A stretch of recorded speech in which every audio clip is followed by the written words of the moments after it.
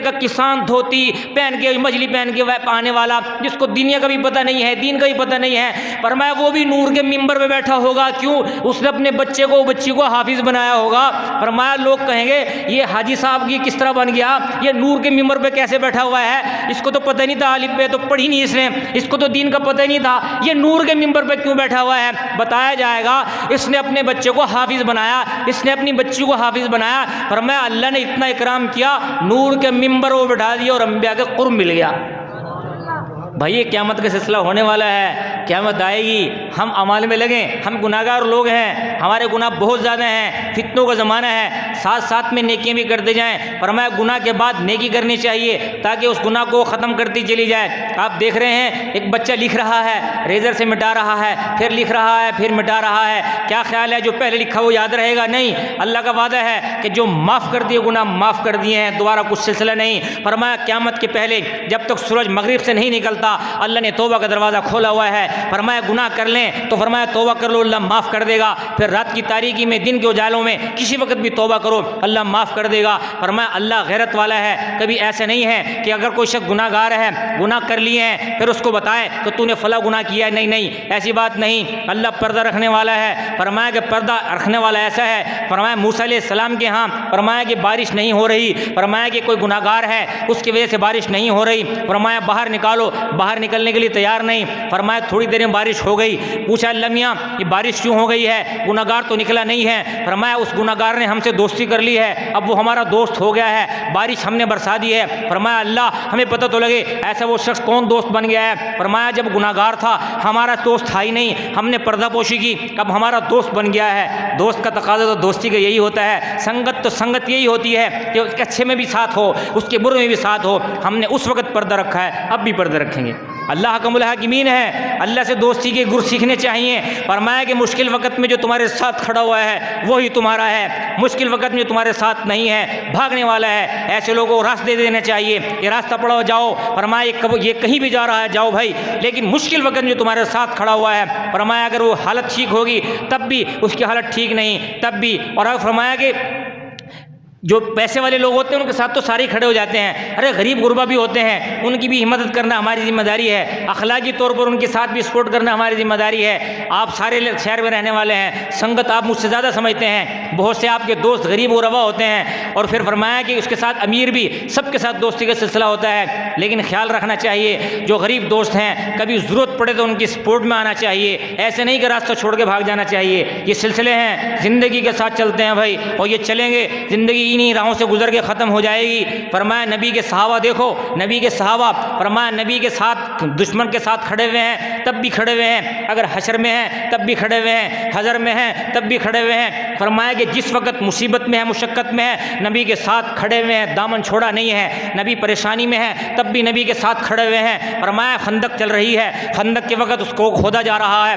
फरमाया खाने के लिए नहीं है, पीने के लिए नहीं है। फरमाया कि एक साहबी आए, अल्लाह के नबी मैंने अपने पेट पे एक पत्थर बांधा हुआ है, भूख की वजह से न ढालूं। फरमाया परेशान होने की जरूरत नहीं, ऐ मेरे साहबी तूने पेट पे एक पत्थर बांधा हुआ है, तेरे नबी ने पेट पर 2 पत्थर बांधे हुए हैं, तू क्या समझता है तेरी मुसीबत के वक्त में मैं तुम्हें छोड़ दूंगा? नहीं नहीं, ऐसी बात नहीं है। फरमाया तुम मुसीबत में हो, मैं तुमसे ज़्यादा मुसीबत में हूँ, तुम परेशानी में हो, मुझे तुमसे ज़्यादा एहसास है। फरमाया कि कफ़ी नबी करीम सल्लल्लाहु अलैहि वसल्लम के करीब साहब आए, अल्लाह के नबी परेशानियों में घिरे हुए हैं, खाने के लिए भी कुछ नहीं है, पीने के लिए भी कुछ नहीं है। हम कलमा पढ़ने वाले हैं कि हाँ बिल्कुल कलमा पढ़ने वाले हो। अल्लाह के नबी हम मुसलमान हैं कि हाँ मुसलमान हैं। क्या अल्लाह हमारी सुनता है कि हाँ सुनता है? फिर क्या वजह है कि अल्लाह की मदद क्यों नहीं आ रही? फरमाया मता नसरुल्लाह अला इन्ना नसरुल्लाह करीब, घबराने की ज़रूरत नहीं, अल्लाह की मदद करीब है।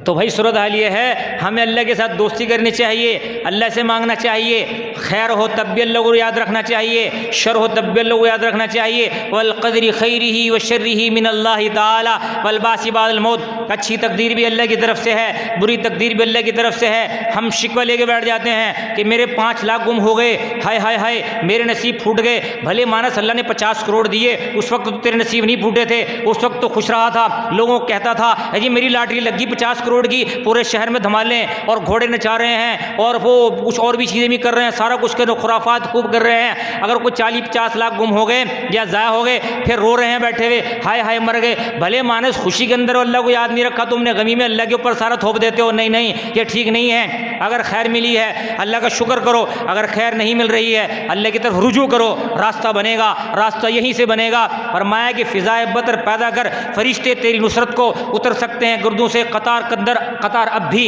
आज भी अल्लाह वही है जो 100 साल पहले है, 2000 साल पहले है। आज भी अल्लाह वही है जो सूरज को हज़ार साल से निकाल रहा है। फरमाया कि ये सूरज आज चमक रहा है, 6:30 पर निकल रहा है। 2-3 हज़ार साल पहले भी ये सूरज 6:30 पर ही निकला है। अल्लाह ने इसकी ड्यूटी लगाई है। जो चांद उसकी मंजिलें हैं, फरमाया कि 2000-3000 साल पहले ये चांद खिदमत में लगा हुआ है, आज भी वैसे ही खड़ा हुआ है।